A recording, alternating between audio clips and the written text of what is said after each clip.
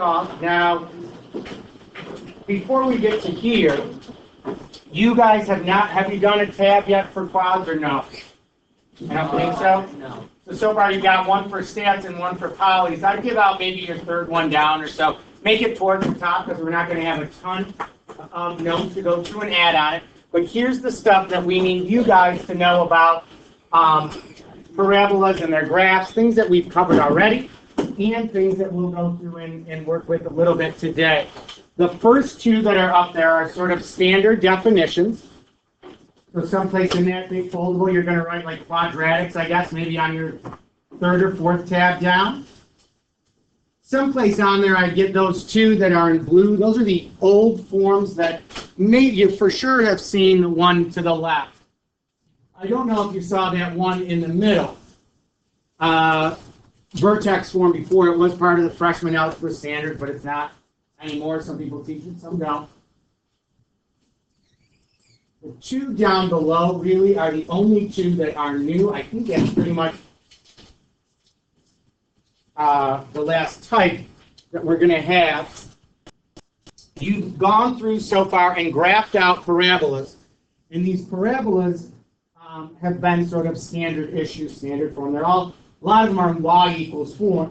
Well, now you're going to learn sort of a conic definition. We'll go into what that means in a moment. But a different definition for what has gone through and happened. It's still the same input-output pairing, but it really lets you see a little bit better than some of the other forms how or where it's coming from.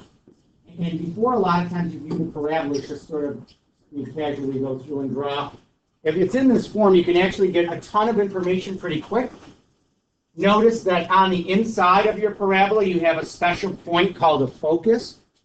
You could really only find the focus if it is in this conic definition of parabolas. You can get a y squared or an x squared. If the y is what's being squared, it opens side to side. If it's an x that's being squared, it opens up or down. We'll go into how you can figure out which of those two your parabola would do. But you need to recognize that for every parabola, inside of it, there's a focus. Outside of it and equidistant behind it, there is what's called a directrix.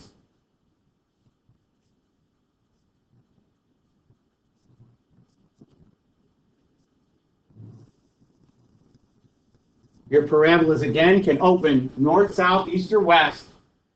It all depends upon whether the x is squared or the y is squared, and whether the p-value is a positive number or a negative number. There are two sort of big questions.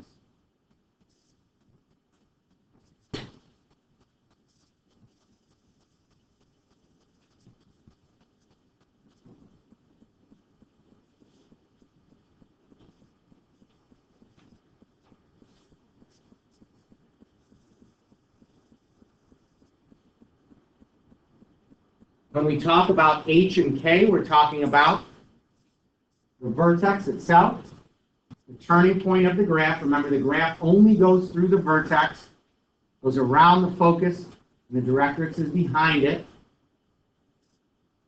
If I were you, I would keep that out while we're going through and doing our work today, just so you're not having to constantly flip back to the front of your green note packet. That packet that you're getting today, we sort of changed up, I guess. This is our notes for Math 165 at U of R RIT. It's not all that beyond what you would be expected to do. It's pretty straightforward. The topic that you're working on got dumped down to Algebra 2 from pre-calc.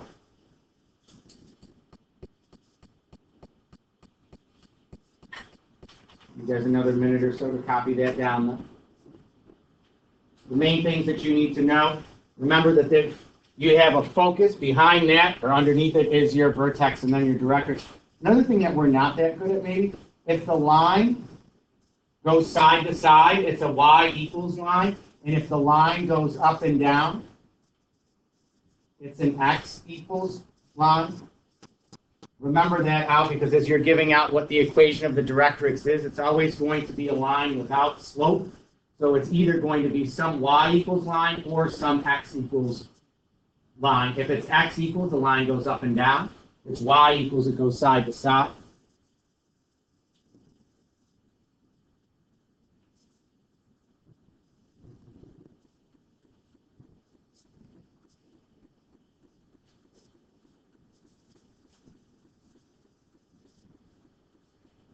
For sure, this is for you. I mean, you want to make it pretty much as good of a drawing and as accurate as you can. You want your step to make sure that those formulas are down there correctly. You'll be going back through and looking at what's there and hopefully make sense of not only this year, but next year when these come up in pre-calc.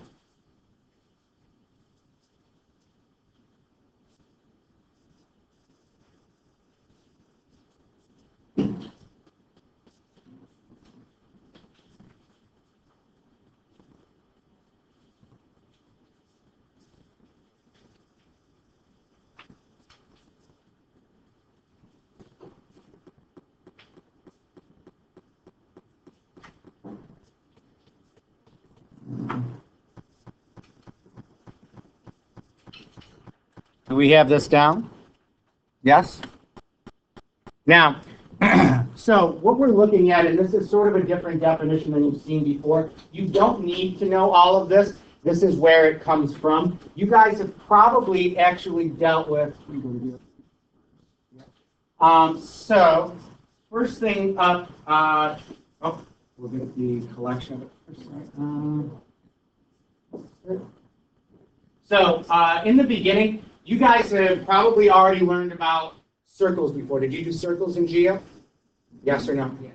Okay, so the circle you can think of as all of the points that are an equal distance away from one center point.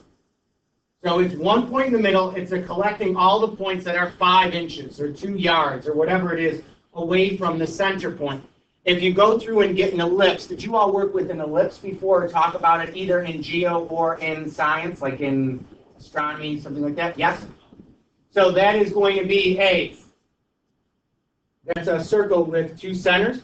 You can change what that looks like. You can change its circularness, I guess is what it's called. Our path as a globe, as we travel around the sun, is not a circle. It's actually an ellipse. Every orbit is elliptical because you have a bunch of factors happening, including like planets are great big giant things, stuff to get them to stick to a path. They sort of deviate out a little bit. Here's what ends up happening.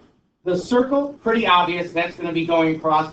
Your ellipse is going to be all of the points. The actual definition of it is all of the points that are a fixed or constant distance from 2 points, which means these 2 values will sum to be the same.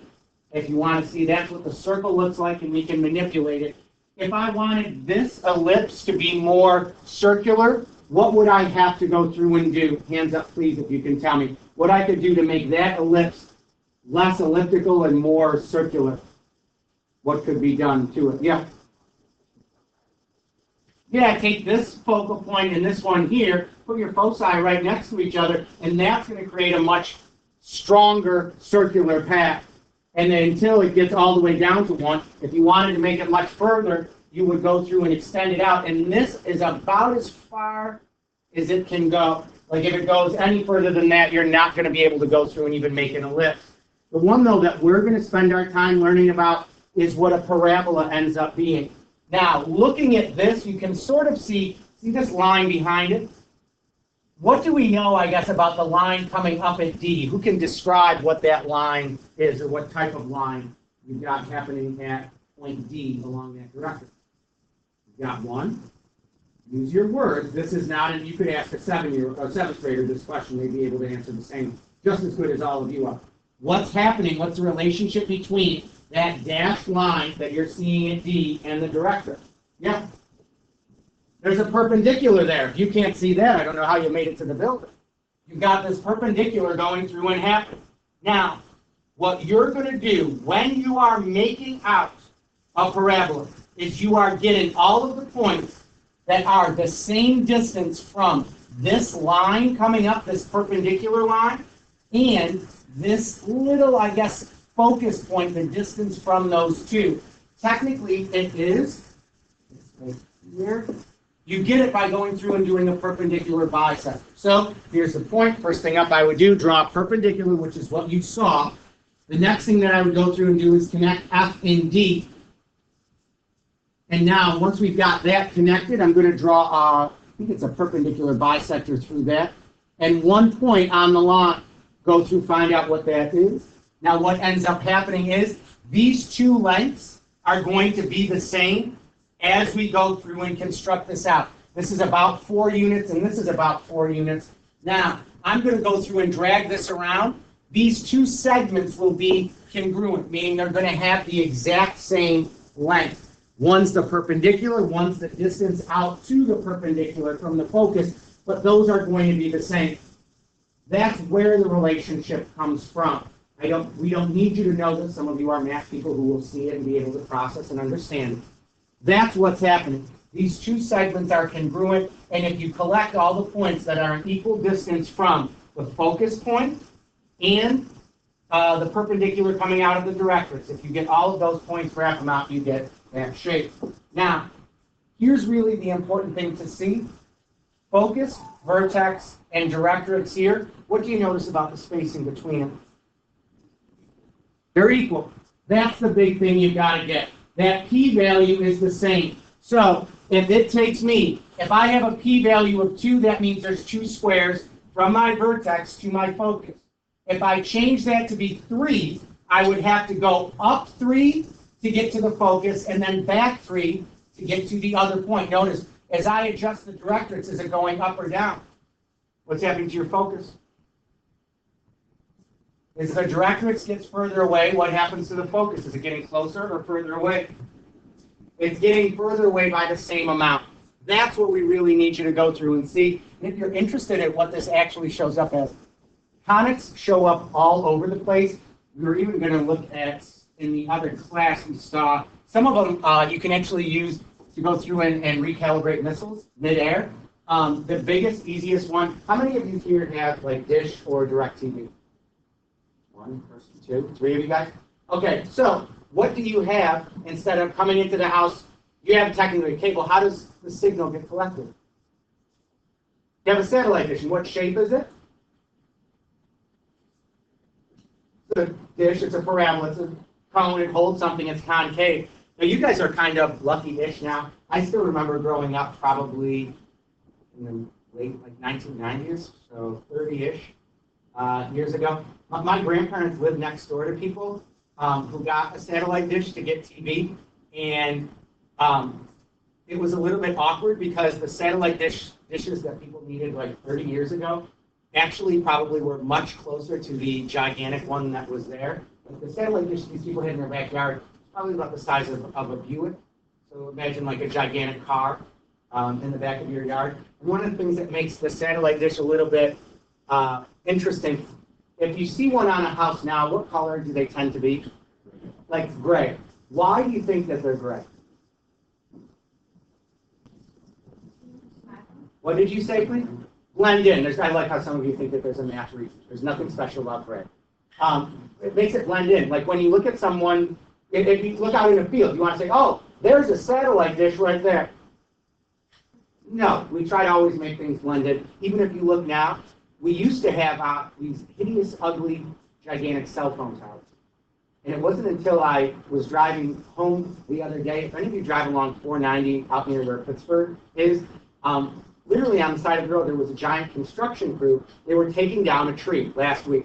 Then I drove past this week, last night, and I thought that maybe I had had a stroke or that I was developing dementia or something horrific. Because guess what was standing directly where they took down the tree last week? Another tree. Just as big as the one that was there before. And I almost got in an accident because I'm driving and I'm like, happened? Am I... What's going on? Well, I actually had to drive past it a second time. It's not a tree.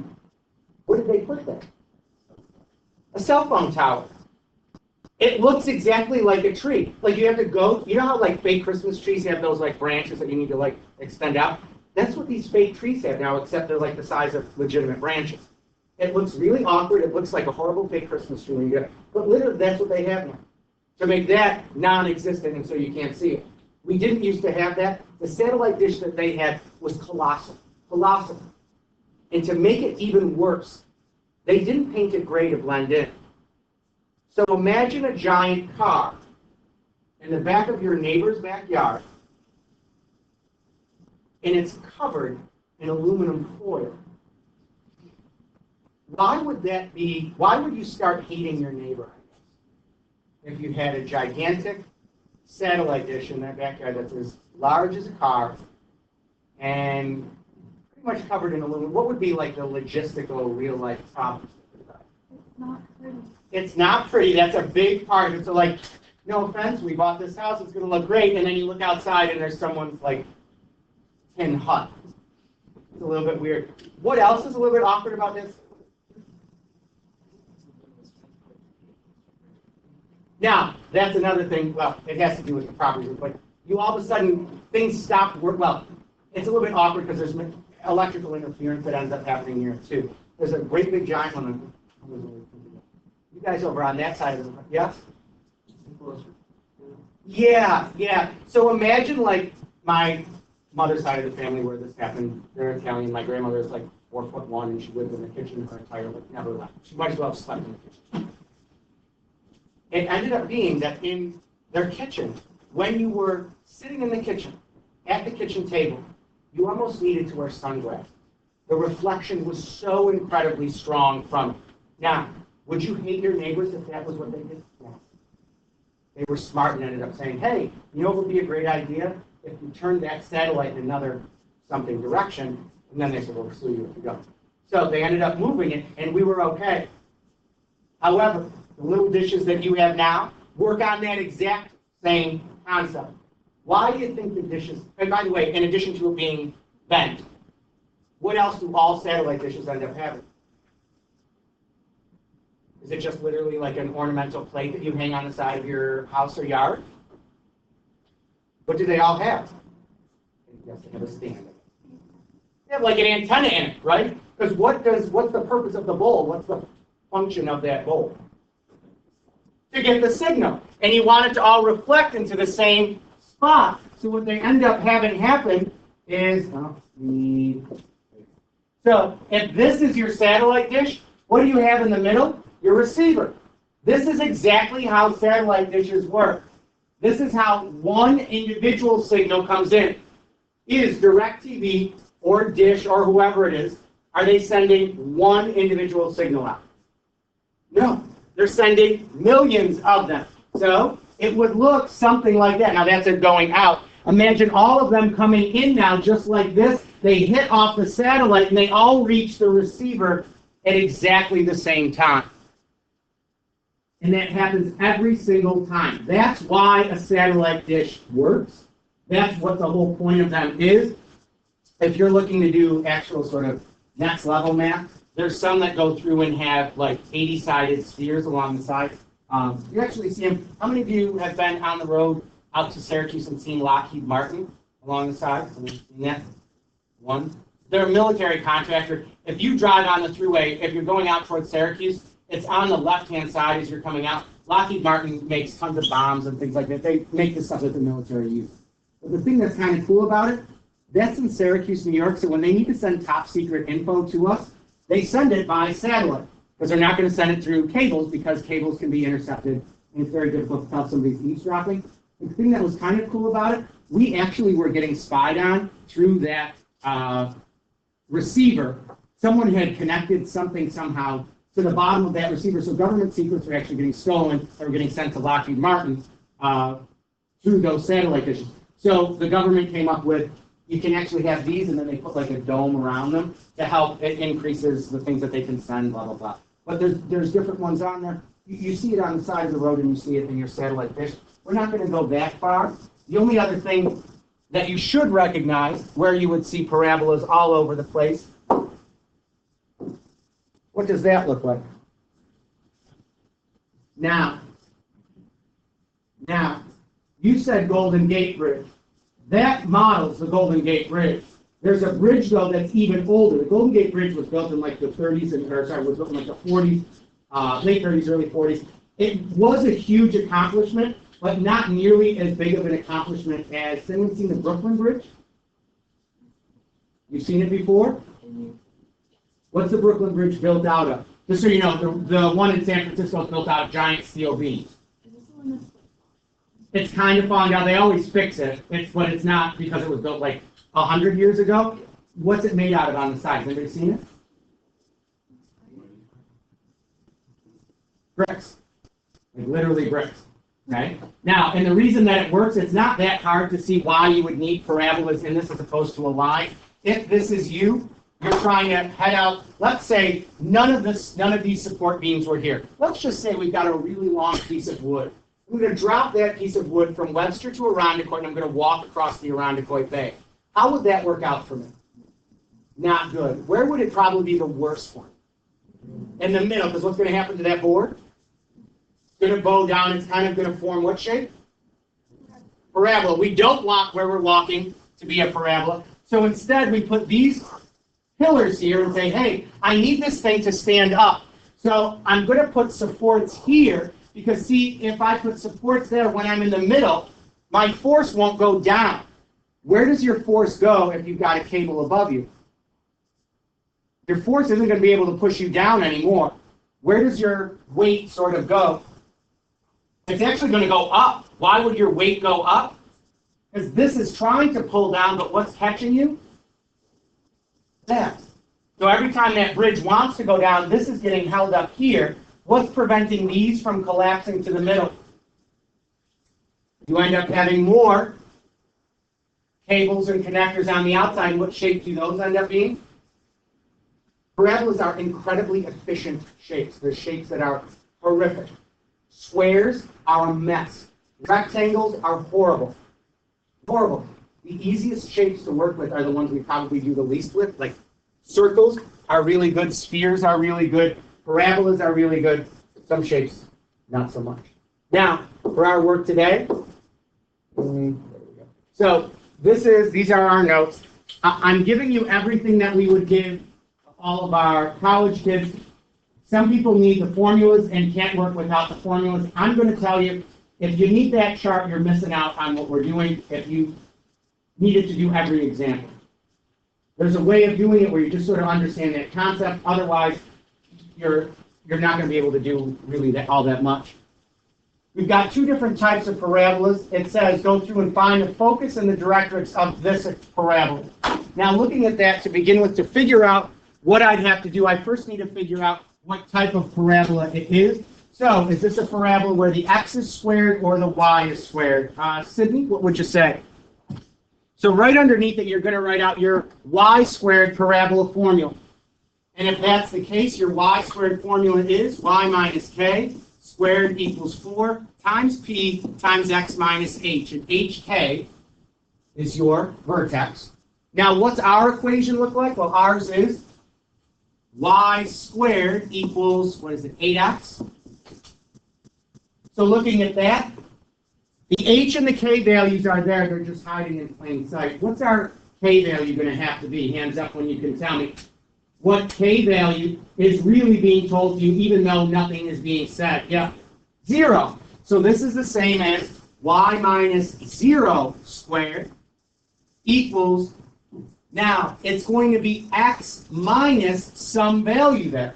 Well, what is the value next to the x, or what is that h value that we need to go through and fill in? That's going to result in an equation equivalent to the one we had up above. We got no takers, seriously? Ashley, what would you say? What would you have to have here so that it worked out to be just an x here? X minus?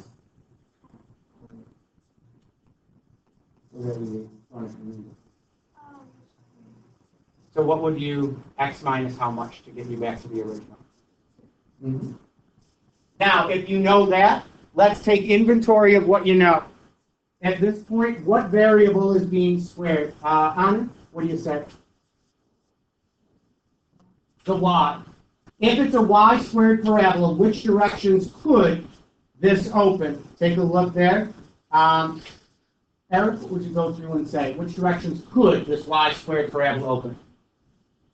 Left or right? We don't know which one it's going to be yet. but we do know it's going to either open to the left or to the right. We can also identify what our vertex is. What would the ordered pair, what's your HK vertex in this one going to be? Ellen, what do you want to say? Perfect.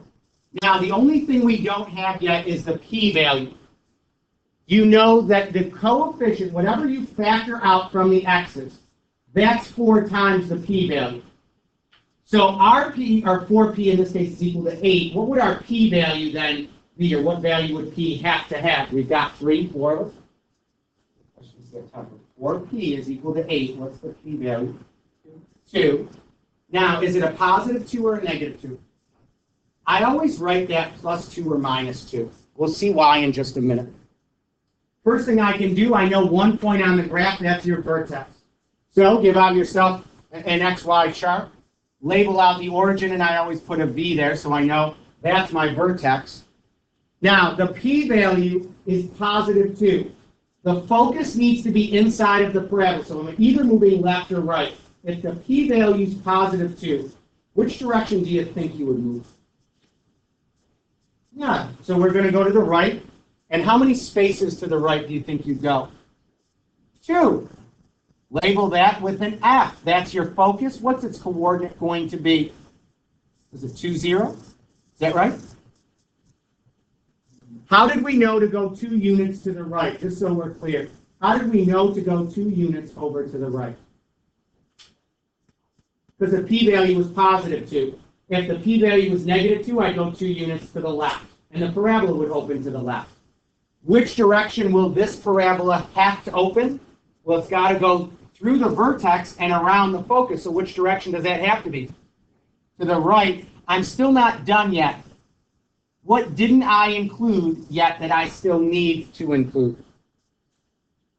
Your directrix. That's a line behind the parabola. How far behind the parabola will I have to go? Hands up, please, when you can tell me.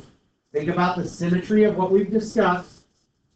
2 units. So I'm going to go behind the parabola 2 units because I went forward 2 last time. Is this an x equals or y equals line? Matthew, what would you say? And what would its equation be? X equals what? Perfect. So that's your directrix. Your focus was 2, 0. What was your vertex? 0, 0. Are these parabolas tough? No. Not really. Not really. It's awkward with the notation and everything. The p-value always throws people for a loop. If it was x squared, it would either open up or down. What lets you know, again, which direction out of these 2 you would pick? How did we know it's going to open to the right and not to the left? What lets you know? What's it? The p-value. If the p-value is negative, it's left or down. Positive, it's right or up. What was your question? So to determine, you have the y squared equals 2x, determine like which equation you use y minus k squared. You look at which variable is squared. See how that one has a y squared? Go to the formula with the y squared. Now, next one up. This one's easy. Let's go down to the last one on that first page. In this case, you've got an x squared parabola. First thing I do, write out the form I need to get it in, which in this case is the quantity x minus h squared equals 4p, and then y minus k. Do we have any questions to there? Remember, h and k always go x, y. Our formula is x squared equals negative 12y. Let's start off. What would my h and k values be? You should be able to identify those right away. We've got 1. Seriously? What would your h and your k values be if we know that our equation is just another form of that? 3 of you now? What do you want to say? Yeah. So this is really x minus 0 squared equals negative 12, and then y minus 0. Which variable is being squared, Cassie, in this one? So which directions could this open? Yeah, it's either going to open up or it's going to open down. Now, how can I figure out which one of those it does? Jared, what would you go through and do? So in this case, 4p equals how much? So we know 4p equals negative 12. What's p's value? So which of those two models would it be? Is it going to open up or down? Down. Cross that one out. I'm going to go over. We can also tell me what the vertex is right away. What would the vertex, Kenny, or turning point be? Yeah, so I'm going to go in, give out your axes. You've got 0, 0. This is going to open down. So we've got this here. We'll go down 1, 2, 3 points. That lets you find your focus. There's my vertex.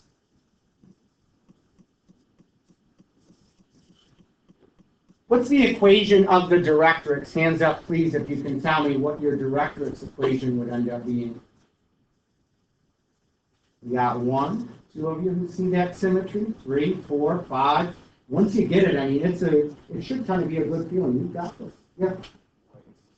Yeah, it's going to be y is equal to 3. That's your directrix. Y equals 3. It should be a dashed line with arrows on the ends. We didn't indicate what the focus was yet. Hands up, please, if you can tell me what the coordinates of your focal point will be. We've got 1, 2 of us. Maggie, what do you want to say? Now, when you're doing these out, I think we talked about the lattice rectum part already, correct? Did we or no? To get extra close? Okay. So on these pictures, hang on, when we were looking at the one that was graphed out, same one.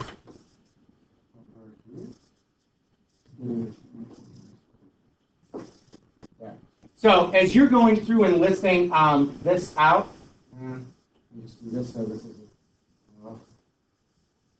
So this is sort of like a normal viewed graph. Looking at what's here now, this is what we have. You've only so far been able to give 1 point on the graph. What's the only point you've been able to include on your graph? The vertex, that's it. You actually know 2 more points. Remember this distance here that we said was 2 units? Let's see if I can, this distance here, that's 2 units. You can get more points, 2 more. This distance here was 2 units. And in the equation, what did we multiply that p-value by? 4. How much is 4 times 2? 8. If you go from the focus to get 2 more points on the graph, if you go out half of your 4 p-value, or in this case, 4 on each side, or 8 total, you're going to get 2 more points. How long is this axis, I guess, or this distance from this point here to that one there? 8 units. Because this gap was how far? 2. Now watch what happens. I'm going to change this. When this gap becomes 3, how far out will I have to go to get the other 2 points? 12, because it's 4 times the p-value. So I'm going to change this now. See how this is now 3 long? It needs to be 12 units from here to here. Or how many on each side? 6. That's how you can get more points on your graph.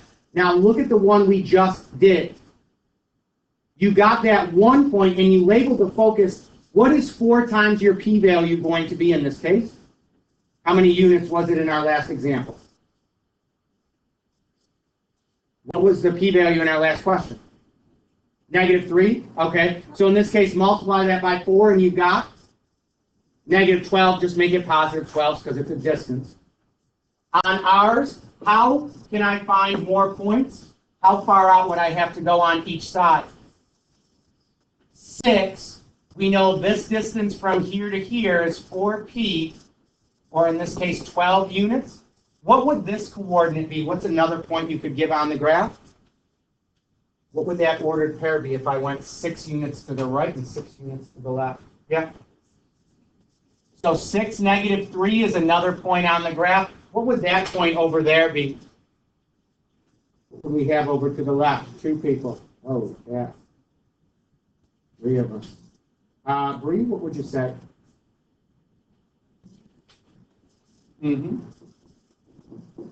How long is that gap again, or that line going across? In this case, it's 12. It's 4 times the absolute value of your p. Questions on that? It's pretty much maybe 1 or 2 types we'll do, and then that's it. Go in right now, do the second one on page 2.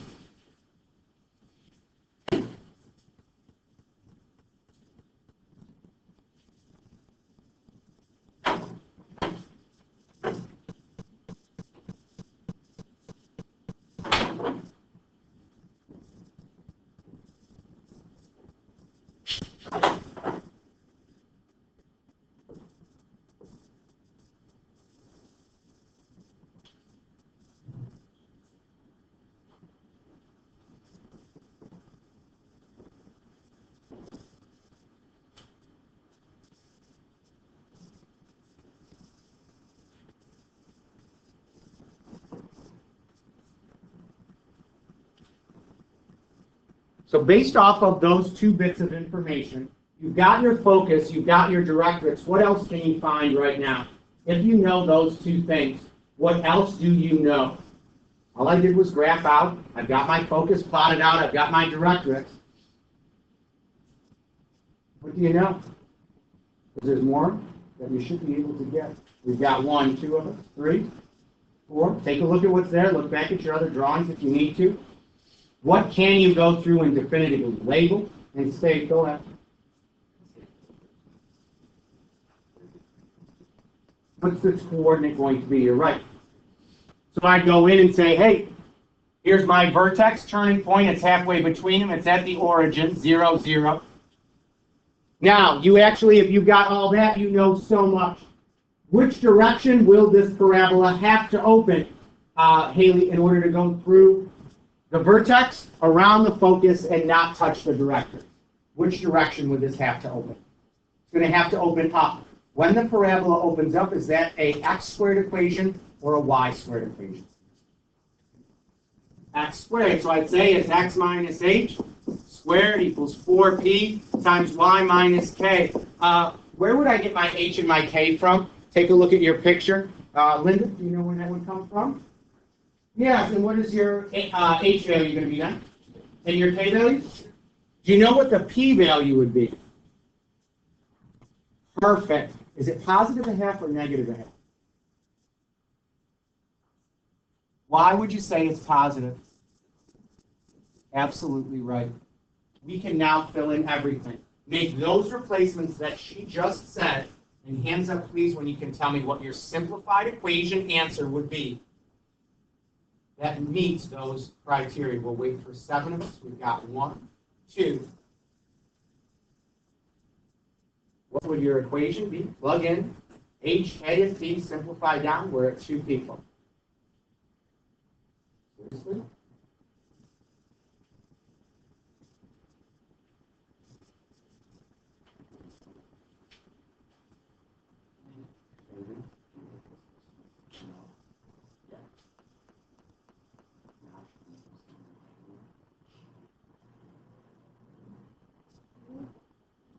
How confident are you? What do you got?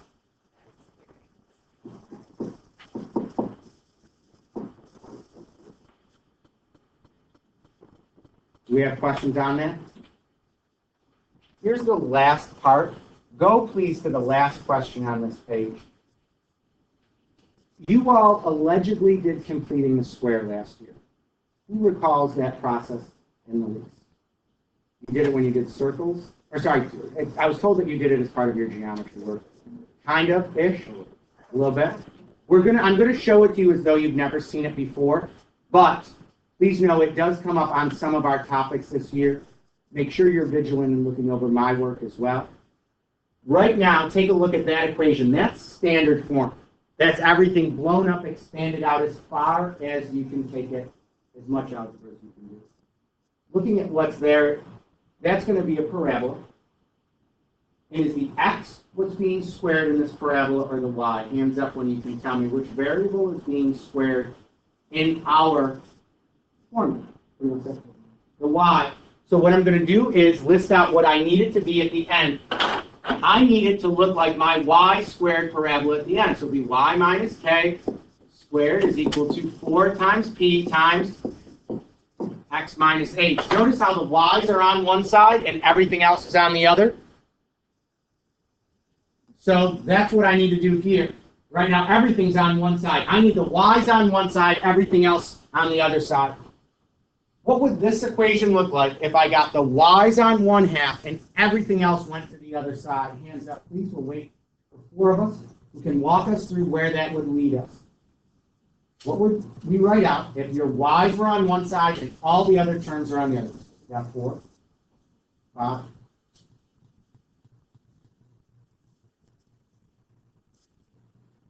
Yes, what do you want to say? Yep.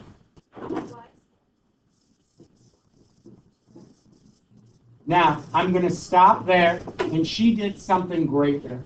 She recognized, hey, when those terms get moved over, their sign's going to have to change.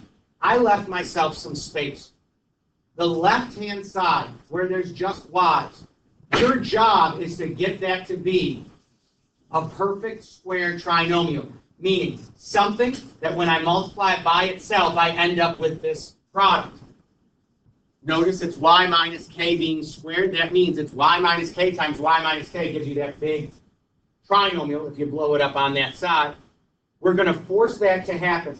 To do completing the square on the y's, first thing to look for is your lead coefficient positive. Or sorry, is it a 1? Is it positive 1? Great.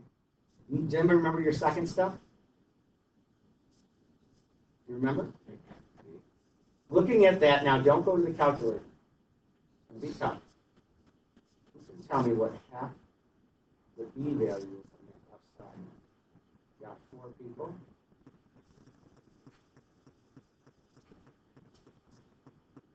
What do you think? Over here, half of this. So what I'm going to do, write that down real tiny up at the top. You're going to see why we write it down in just a second. You need to take half of that b value. Who remembers the second part? You take half of the b. What do you do next? Yeah. Square that number. What's negative 3 squared going to give us? Don't go this way. So now when I go through and I write this out, this is going to happen by design. Look at this left-hand side. Look at that left. You've got y squared minus 6y plus 9 now. Who can tell me what that can be rewritten as? Look at the left-hand side. What's an alternate but equivalent way of writing that? What's something that's the same as that? We got 1, 2 of us. That's it. 4, 5 of us. What do we want to go through and say? We think the quantity of y minus 3 squared. Now you're probably wondering, why did we go through and write out that number up top real tiny at the beginning? If you take half of your b value, you know exactly what it should factor to. That negative 3 that you listed out is whatever goes after that term. You force it to factor into y minus negative b, the half of the b value. You force this to go through and half.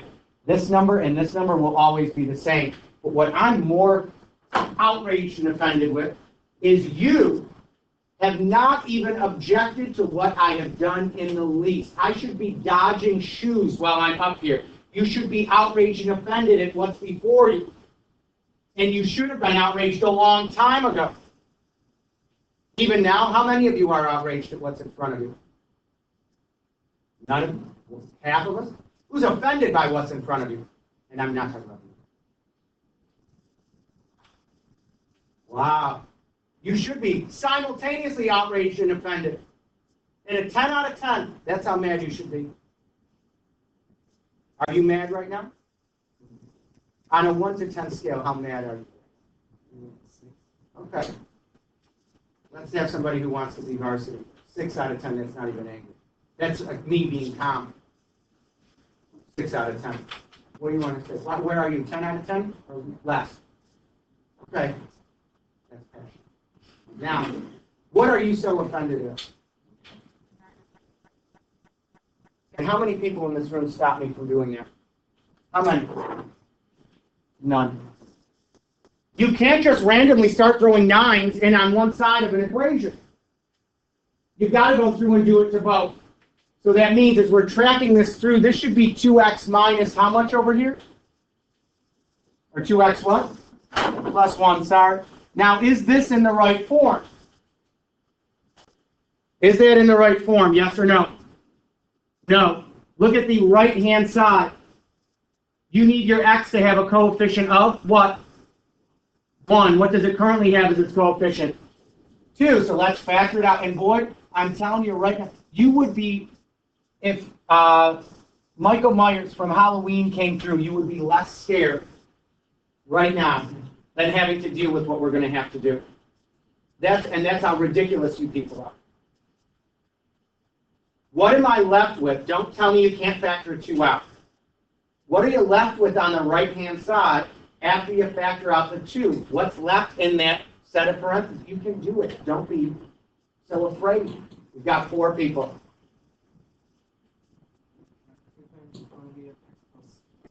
Yeah.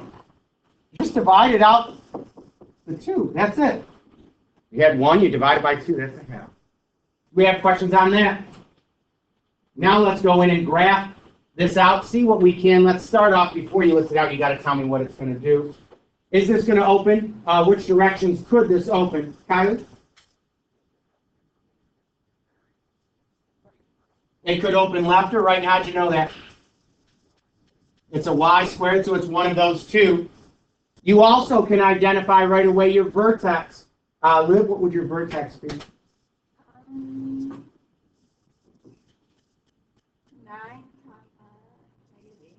Nope, go back to this form. That's your h and your k. It's x minus hy minus k. So you're not wrong. Go to the x first. It's x minus the h, so the...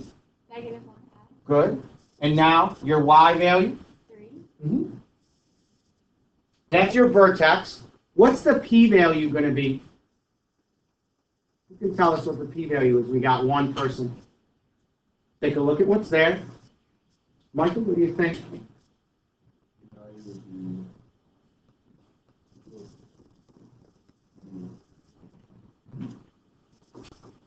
So which direction will this open? Will this open to the right or to the left? Which one? It's going to open to the right. How would you know it's going to open to the right? The p-value is positive, yeah. So now from here, when I'm looking at this, I go through and sketch it out. I need a set of axes, and it looks like my vertex is going to make me fall in which quadrant? Quad 2. I'm going to go back to, this I guess will make 1, 2, 3. So -1/2 and 3. That's my vertex. How would I find my focus? We know our vertex is at -1/2, 3. How can I find any of the other points that I need to give, or any of the other criticals? Where's my vertex going? Sorry, we got vertex. Where's the focus going to fall? Take a look at what's there. John, how can I figure out where the focus goes?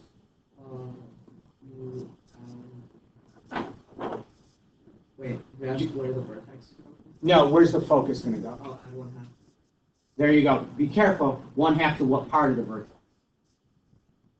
You're right that you need to add a half to part of it. Which part? It's going to. Which direction do we have to move to plot our focus? We got to move to the right. So when I move to the right, what's that change? The x or the y? And how far was this movement again? You said p is equal to how much? So what would this new ordered pair be?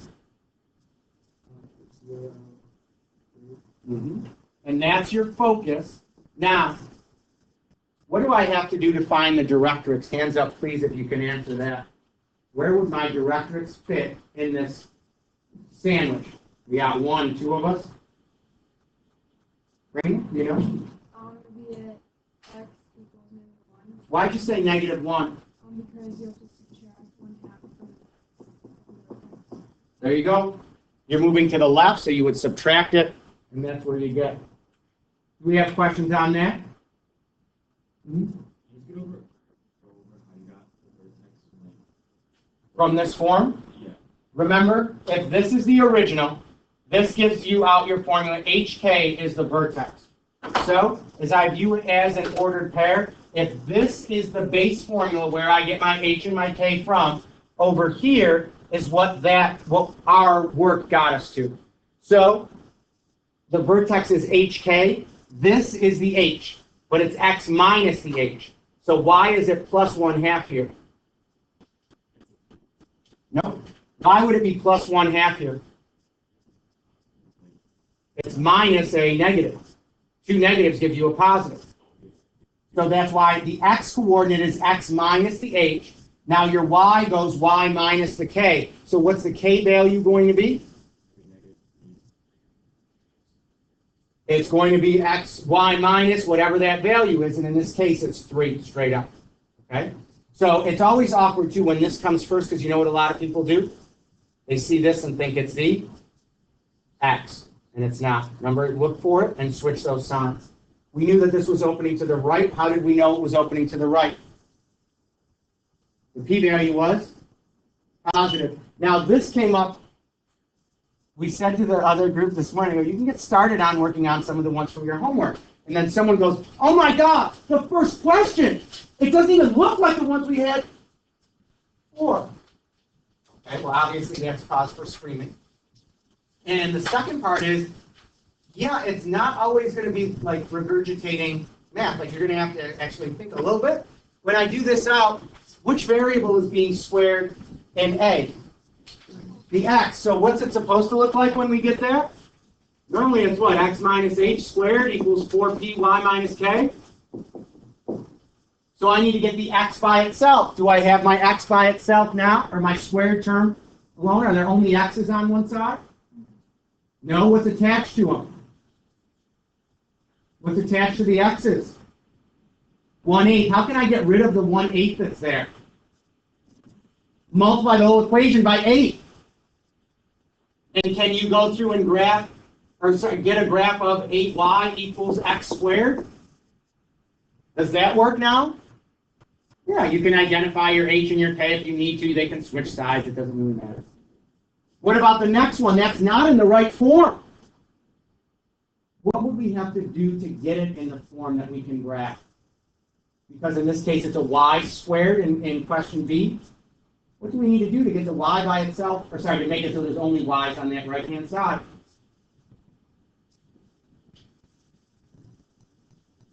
Multiply by how much? Close. She said multiply by 12. Negative 12, yep. Now, the trade-off, yes, I know I didn't give you a lot of space. I never do.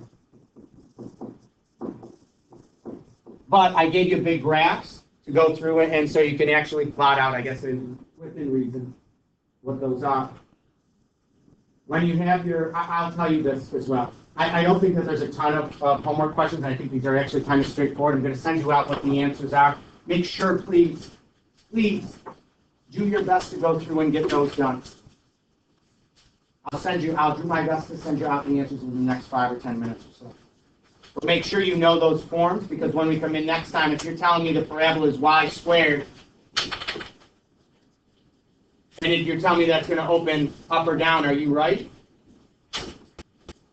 If your parabola is y squared, which directions can it open?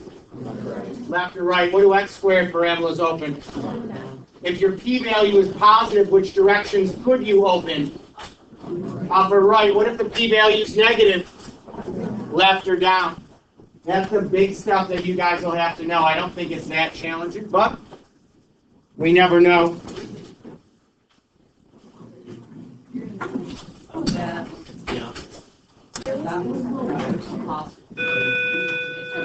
Yep. On the photo, it says, I'm missing,